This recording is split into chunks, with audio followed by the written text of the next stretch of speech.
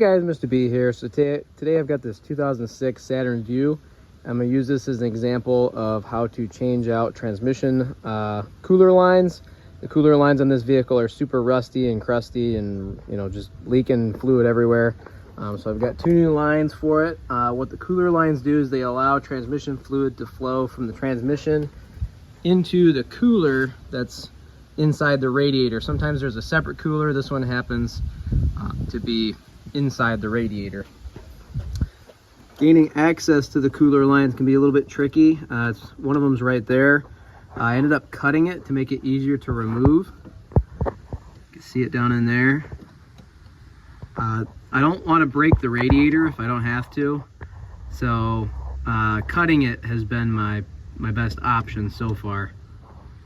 See that fitting right there, where the line goes in, and you can see those lines are super corroded, super rusty, just pouring fluid right out of them. I ended up using this air-powered little mini hacksaw to cut those. It works really well, fits up in there really well. All right, so here's my setup to get that loose.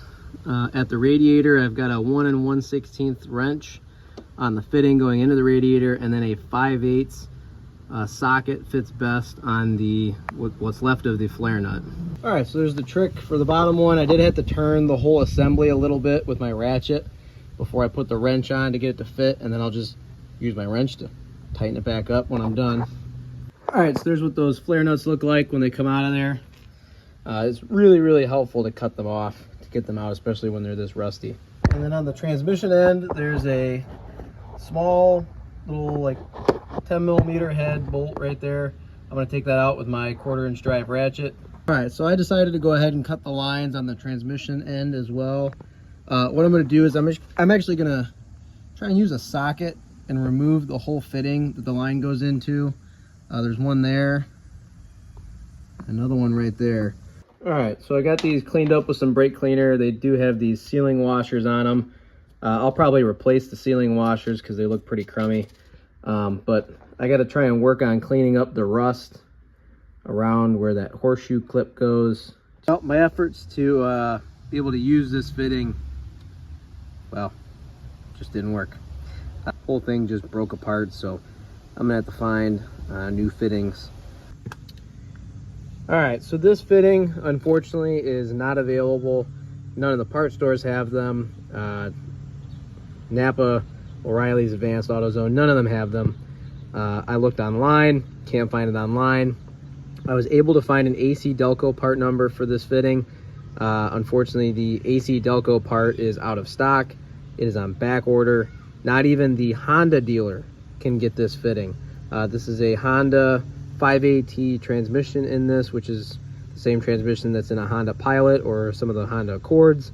The Honda dealer can't even get this fitting. So, you know, what do I do now? If I try and go to a junkyard and get a used fitting, it's going to probably be just as crappy as this one. So I'm going to take matters into my own hands here. And what I'm going to do is I'm going to cut this flush.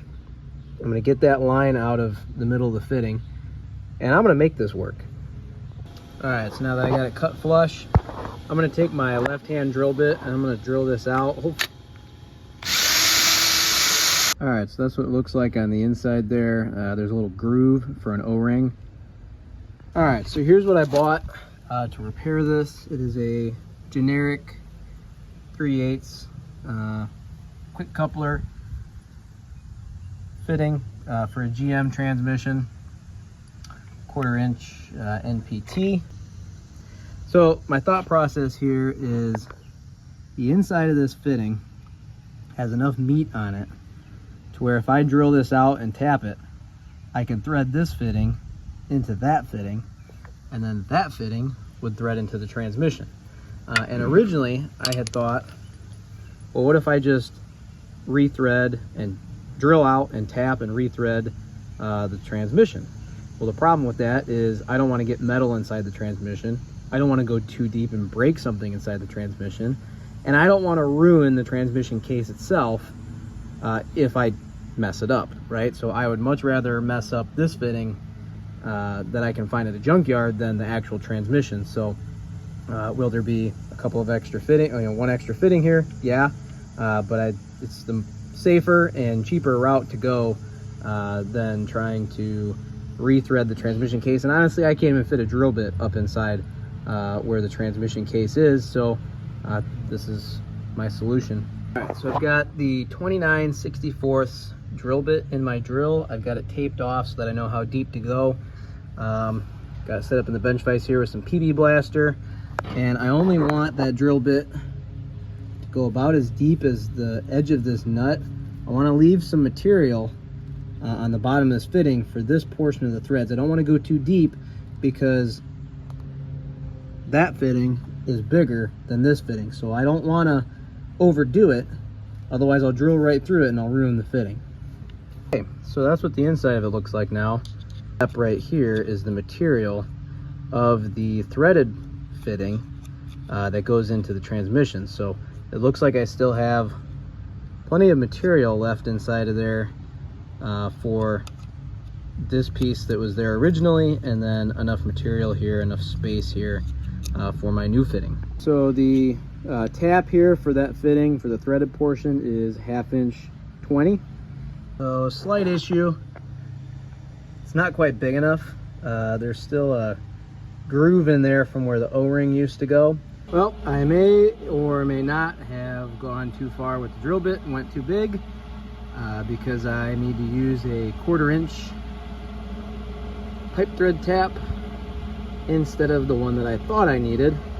So I had to fill this in with my welder. I'm gonna get this cleaned up, drill it back out, find my center line, and go from there. All right, so I got my center punch here.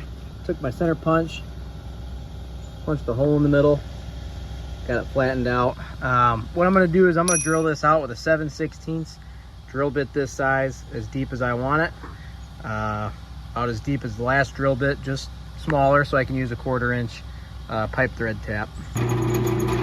Well, I got lazy and I decided to put it in my drill press, but I could have done this by hand. It just would have taken a lot longer.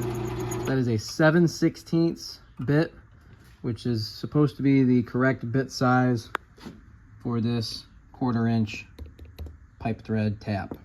All right, so 7/16 doesn't quite seem to be big enough to get a bite, so I'm gonna go with the next size up, which is 29/64. All right, so that seems to be working. I really had to push down on the ratchet and make sure it was centered to get it to go in, but it is cutting some threads as I turn this tap to the right. All right, so here's what the fittings look like now. I went ahead and put a whole bunch of Teflon tape on these. I would have liked to see them going a little bit further. I'd say about half of the threads are threaded in. I think they're gonna work. The Honda dealer told me basically that I had to buy the whole transmission and to get these fittings for the cooler lines, and my drill press said otherwise. I was also able to find some new M12 sealing washers at the local parts store.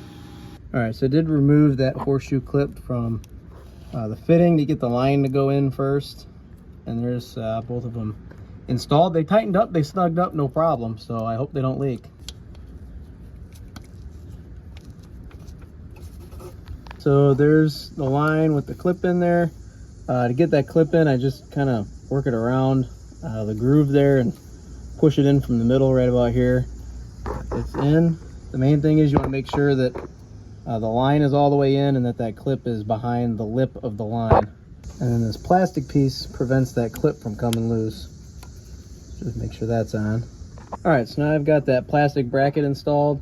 What I did was I ended up finding an extra long bolt that would bridge that gap, because obviously now these fittings are much longer than they were previously. And then I put a couple of nuts behind it to space it out. I wanted to make sure that that was installed because I don't want to put too much strain on these lines, because the only thing that seals these lines is that clip and then an O-ring on the inside of this fitting. So I don't want these lines to move around when the vehicle's going down the road.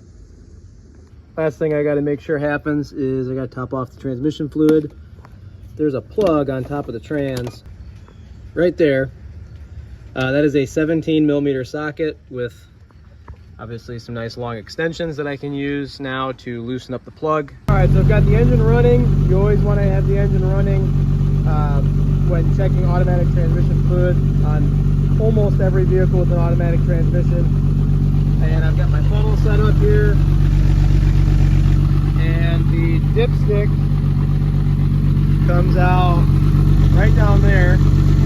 Problem is that dipstick tube isn't big enough to fit a funnel on it, so they give us that fill plug right there. Okay, so now I've got the fluid level to right about there on the dipstick. What I'm going to do is I'm going to go ahead and drive this vehicle, see how it does, and then recheck the fluid level after the transmission is hot and warmed up. Well, sad news, it's starting to drip. Took it for a nice long test drive. Fluid level dropped a little bit. It didn't really leak too much fluid, but there was a few drips on both of these fittings. I'm wondering if the O-rings inside of that new fitting are not quite the right ones. All right, so I've got these O-ring assortments here, trying to find one that might actually work. This is the O-ring. These two O-rings are what came out of those fittings. This O-ring seems to be a little bit bigger. This O-ring is inside diameter by 14 millimeter outside diameter, 2 millimeters wide. Okay, so that one seems to fit inside of there, and there's I would say a better snug fit when it pushes in, when the line pushes in up against it. Well, I don't see any leaks anymore. It's really good, so I'll get this buttoned up. Get the bracket that holds those in place back on and top off the fluid. Alright, so I got it running, and I had the vehicle in reverse and drive, just to quickly run it through the gears.